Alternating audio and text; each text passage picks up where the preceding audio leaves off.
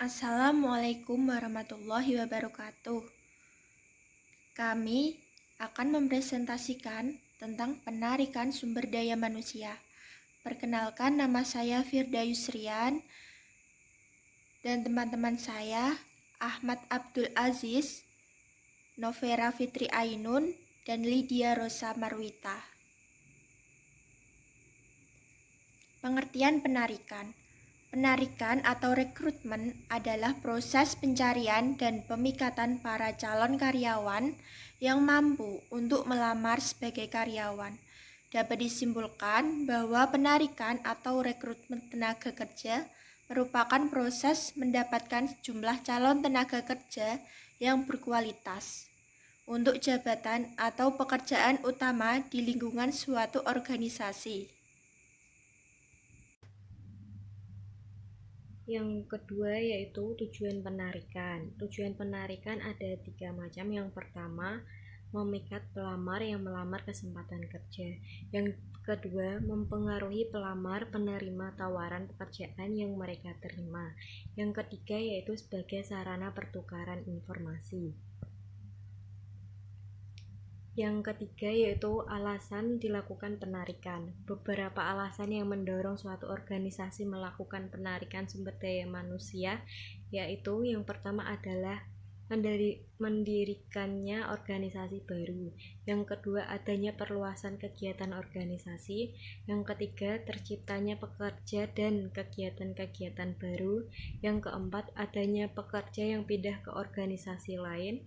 Yang kelima, adanya pekerja yang berhenti baik dengan hormat maupun tidak dengan hormat. Yang keenam, hormat sebagai tindakan punitif. Yang ketujuh, adanya pekerja yang berhenti karena memasuki usia pensiun. Yang ke-8, adanya pekerja yang meninggal dunia. Kendala penarikan. 1. Kebijakan organisasional. A. Kebijakan promosi. Untuk memberikan kesempatan pertama kepada karyawan sekarang untuk mengisi lowongan, sehingga dapat meningkatkan moral dan partisipasi karyawan serta membantu kegiatan pemeliharaan karyawan. B. Kebijakan kompensasi. Besarnya kompensasi yang ditawarkan akan mengaruhi minat pencari kerja untuk menjadi pelamar serius. C.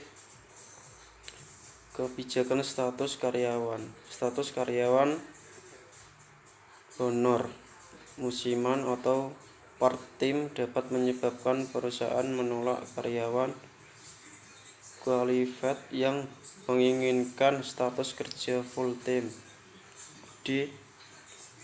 Kebijakan penerima tenaga lokal. Prioritas penarikan biasanya dimaksud untuk lebih terlihat dalam masyarakat dan menjalin hubungan baik dengan lingkungan masyarakat di sekitar perusahaan. 2. Rencana SDM merupakan salah satu faktor yang perlu dipertimbangkan dalam proses penarikan dengan merinci persediaan keterampilan, rencana latihan dan pengembangan, promosi dan menguraikan mana pekerjaan yang akan diisi oleh internal perusahaan dan mana yang akan diisi melalui penarikan. 3. Kondisi pasar tenaga kerja. Bila supply dalam wilayah geografis tertentu terbatas, penarikan harus dilakukan ke daerah lain, maka biayanya harus lebih mahal. Dan sebaliknya, jika supply karyawan yang relatif tinggi dan pasar lokal, maka harga tenaga kerja akan cenderung menjadi rendah. D. Lingkungan eksternal. Kondisi di luar perusahaan sangat mempengaruhi, misalnya perubahan pasar tenaga kerja, tingkat pengangguran, pertumbuhan ekonomi, hukum perburuan, pengadaan tenaga kerja tertentu. Teknik-teknik penarikan. 1. Teknik rekrutmen yang disentralisasikan.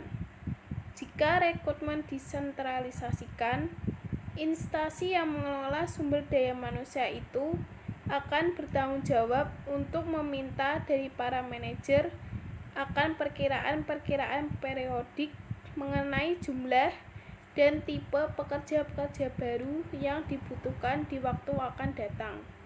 2. Teknik rekrutmen yang didesentralisasikan. Rekrutmen yang didesentralisasikan terjadi di instansi-instansi yang relatif kecil, kebutuhan-kebutuhan rekrutmen terbatas, dan dalam mana setiap instansi mempekerjakan berbagai tipe pekerja. Rekrutmen dengan cara ini selalu dipakai untuk posisi-posisi khas profesional, ilmiah, atau administratif bagi suatu instansi tertentu. Selama masa resesi di mana permintaan akan pekerja pemerintah meningkat tetapi lowongannya terbatas, maka penggunaan rekrutmen dengan cara ini lebih efektif. Sekian presentasi dari kelompok kami. Terima kasih.